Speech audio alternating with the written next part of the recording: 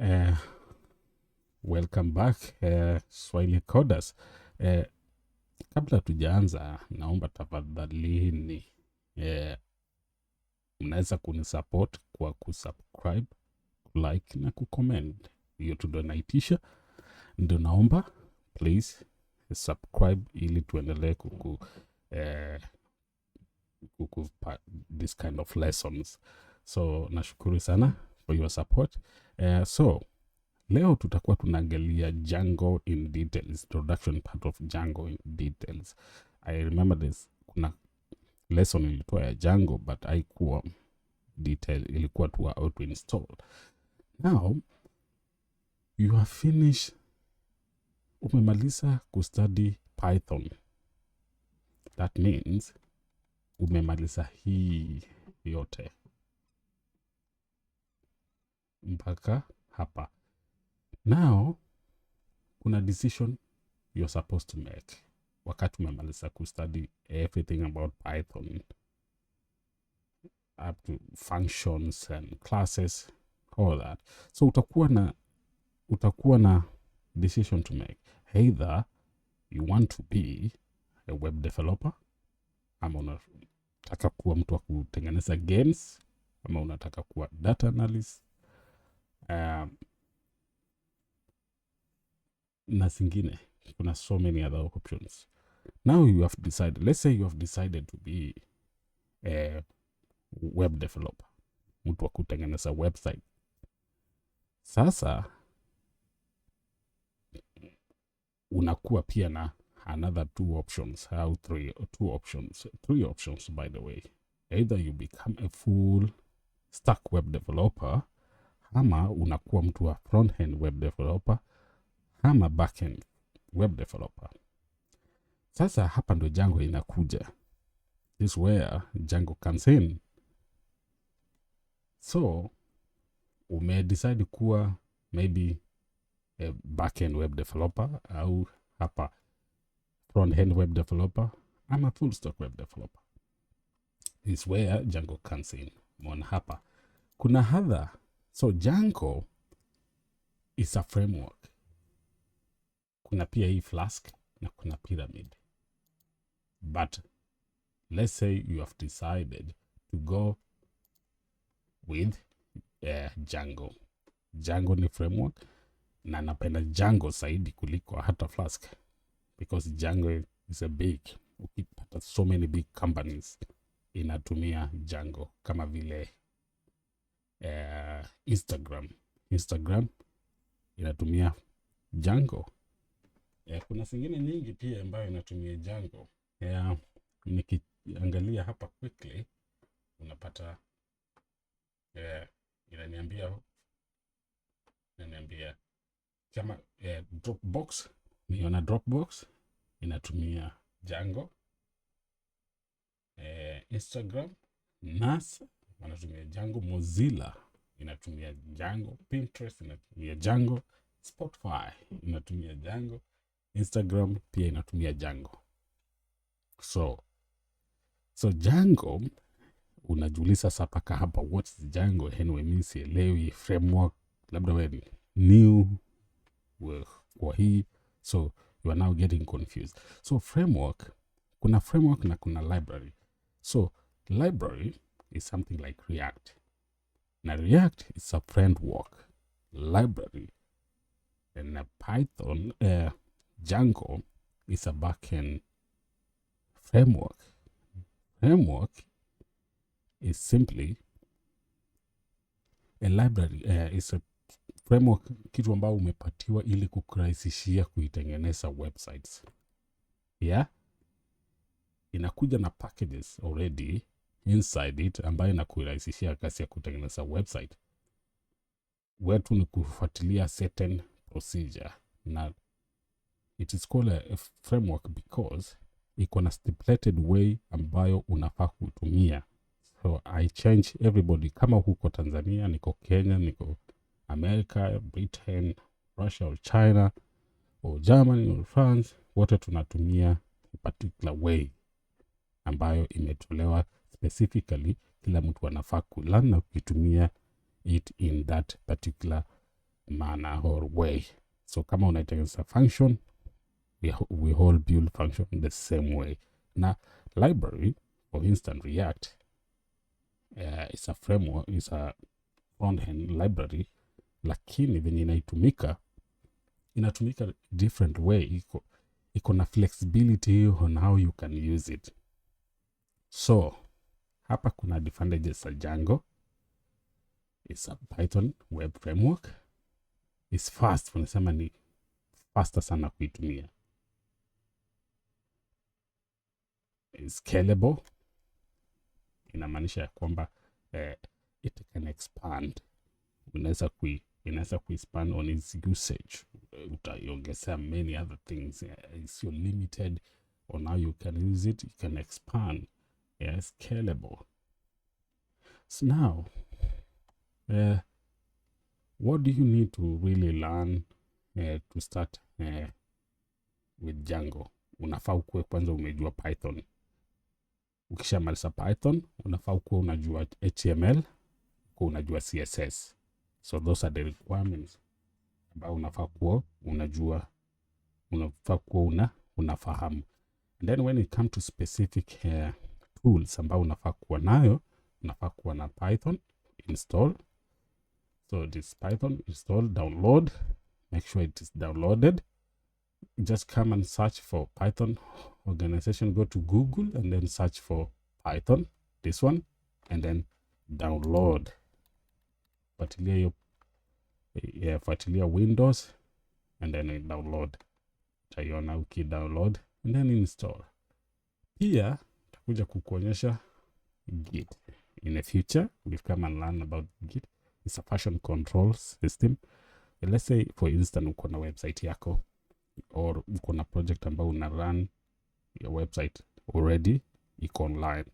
So, in case of any changes, when you're using this version control, itakuambia this is version 2 in name. Itakuonyesha date ambayo ilichangiwa this website, lini ilichangiwa, what was changed. So, Git is very important and crucial component you also need to learn. Na tutaiangalia in the near future. So download, install this Git. And then the next thing, you should be familiar by now on how to use your Visual Studio Code, VSC code. So this is our VSC code. Unafaa kuwa kuna course kama ujaangalia, utaiangalia, familiar yourself with the VSC code, how to use it. Nimesha create that course and it's there on YouTube. Just go na utaiangalia hapo. Familiarize yourself how to use this Visual Studio Code. Now, umeshajua hapo, so we are on the same page. Kuna kitu moja unafaa kuinstall hapa kwa extension. Go to extension and then install this Django. Make sure you install this Django.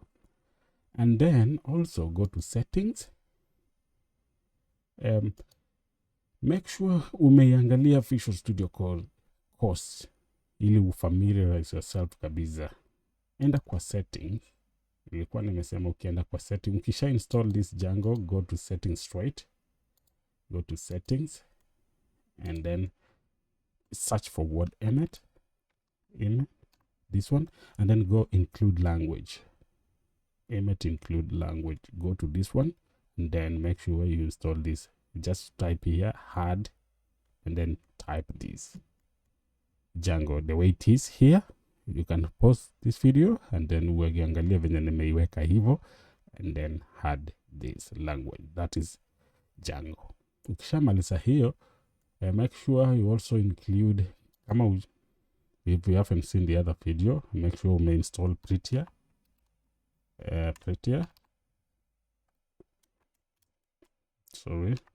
Make sure you install Prettier, this one. And also live preview, and then Python. Make sure we install Python. So nikitoa hiyo utaiona live preview, Prettier, Pylens, Python,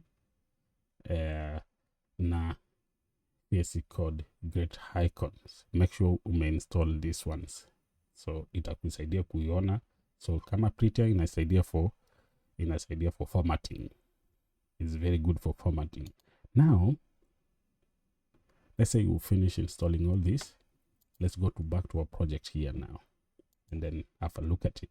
Utaianza hapa kuiangalia project yetu. Hapa tumesema on the left here there's a file tray. There's a file tray, this section. So file tray, tunaona Django lessons. This is our folder I'm about to create. We have created a folder. You can also create your own folder. Save it wherever place you can be able to access or remember, and then access it easily. Maybe on a desktop, may create Django on a desktop. I can easily access it from the desktop. Now, tulikiangalia, kama umeangalia ile course you now familiar with basic code, utaangalia hapa kuna terminal, or you can simply just use control backslash this backtick. You will see in open your terminal. Then tulisema unakuja kwa hii plus sign, choose this one. You can add another terminal on top of this other one that's already open, and it is very crucial when we will be doing full stack, like maybe front end, when we will be doing React and Django connecting to. So you will need both terminal to be running. Utahitaji hizo terminal mbili zote zikuwe zina run ya front end na back end hapa kwa site, ili wakati unaangalia website yako unaziona sote na tutasiangalia. So maybe una run your APIs on the back end, so utahitaji hizi terminal zote mbili zikuwe ziko open. Now kuja if you click on this arrow sign, you will see there's some this command prompt, PowerShell or Git. Make sure you click on Git. Ukisha install and make it a default. You can select default by, if you click here, it will show you here, and then just pick Git here. So you're making it a default so that you can be using it.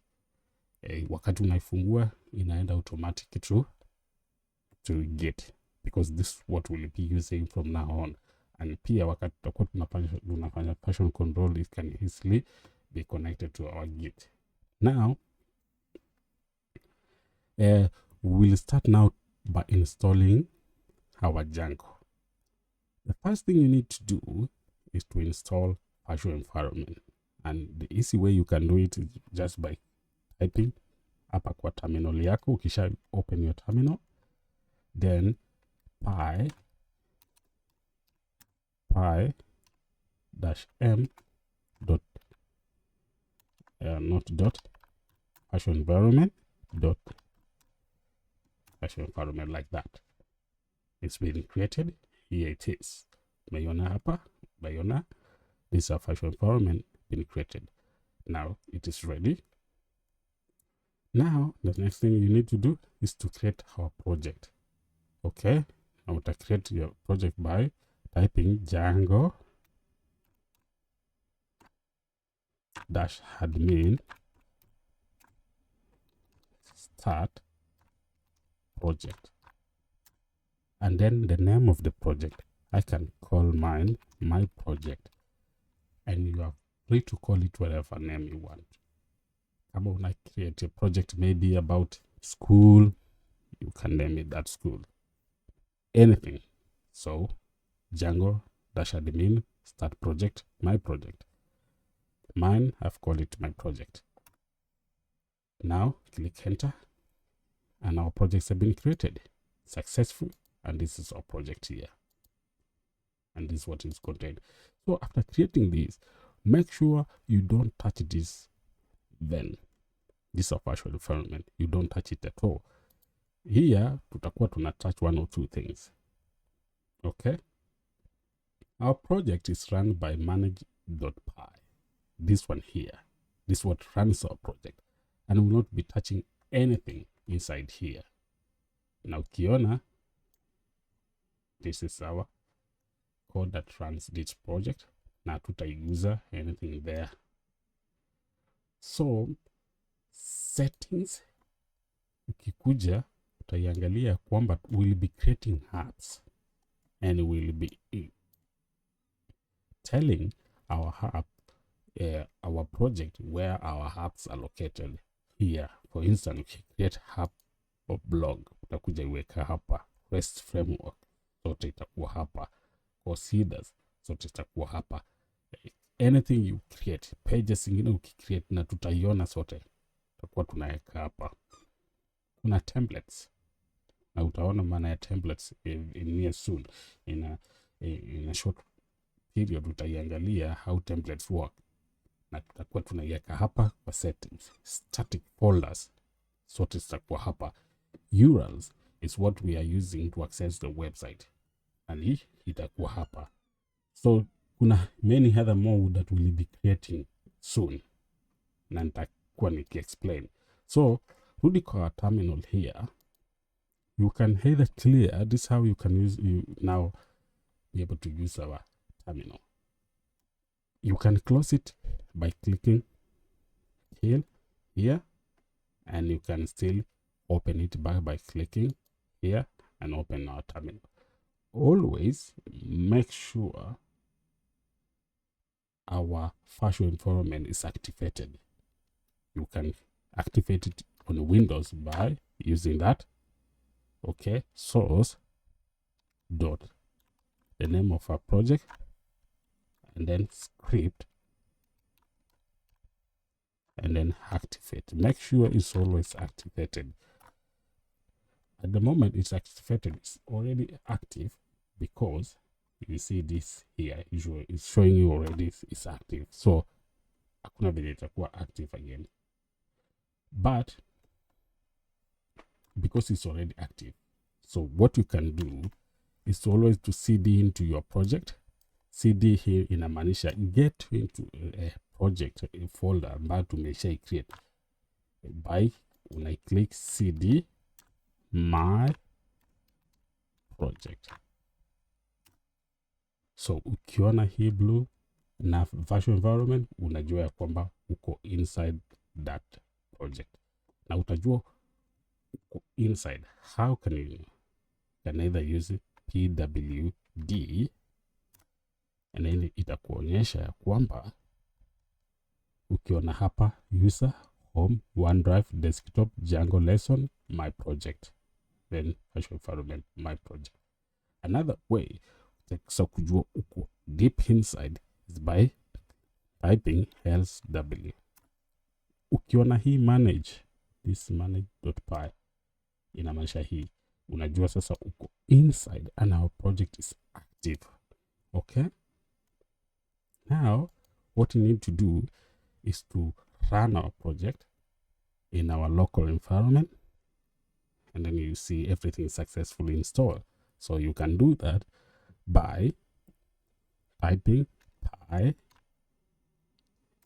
So let's clear the here first, and you can be able to see everything. So you can type pi manage.py run server, like that. So kuna kitu moja hatujafanya. Yeah, baada ya kuinstall, baada ya create our project, the next thing unafaa kufanya ni kuinstall Django, na utafanya hiyo kwa kufanya hivi, kutype pip install. Make sure always you install Django. Na hapo hii imetuambia, I'm glad ya kwamba hii imetuonyesha, so utaiona pip install Django. So ukisha create project, the next thing unafanya ni kuinstall Django. So ukisha install Django, it will take a few minutes to install Django.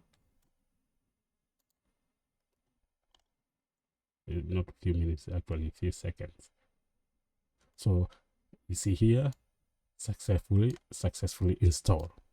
So the next thing you need to do is just maybe to confirm everything is installed. You can do it by typing pip freeze, right? So you will see all the apps that have been installed. These are the apps that have been installed here. Okay, now we go back to run our project again. So just confirm where you are by typing else w. We are still inside mandate.py, and this is here active in my project folder. So straight away, just make sure you type mandate.py and run server to run our project. Just type that one that way, and you'll see everything is now running well. Manage.py, watching file changes. So here you can see there's something red here. You have 18 and applied migration. Don't have to worry about that. So we will be dealing with these when it comes to modules. We'll do this migration when the time for modules itafika. So these are things that have already been created by Django. Inaturahisishia ku create tables already. So the only thing you need to do ni ku run migration na project yetu inarun vizuri. So hii warning, don't have to worry about it. Inatuambia tu it's used locally, not during production. So wakati wa production will be using production. Inamaanisha kwamba wakati tutakuwa tunaenda online, tunaweka website yetu online, there's some changes that we need to make here on the settings na pia on the URL parts. Sio nyingi, chache tu. So that's it. So kuja, there are two ways on how to see our project is running well. Na hiyo utai click here. Just click here, control, and then on this link, control, use your keyboard, click and hold control, and then click this link. Itakuonyesha kwamba the install works successfully. Congratulations. Or a second method, just open there and just type localhost. Type localhost like that. And then if you fungulia this link, follow that link. Internet is somehow slow, so make sure localhost 8000, like this 8000 here, localhost 8000. Then follow this link, utaiona hivi, then click on this one. So inamaanisha your project is installed successful. Django documentation, so everything is installed successfully and it's working well. Yeah, so that's our first part of Django. So this video is already long, so kutoka hapo tutakuja create URLs, views na templates. Nashukuru sana. So the next video tutaangalia everything about URLs, how to create URLs, views na templates zetu. Alafu tutakuja to add statics folders. Other than that, nashukuru sana. Naomba tafadhali so mtani support kwa subscribe please, na like na comment. Kama kuna swali yote, just comment there and tutaendelea kuproduce this. By the end of this course nakwambia utaweza kujenga anything. Utaweza kujenga any social media you like, and some of you even can be so much creative. Had so many things. So naomba tafadhali mnisupport kwa kusubscribe. Thank you.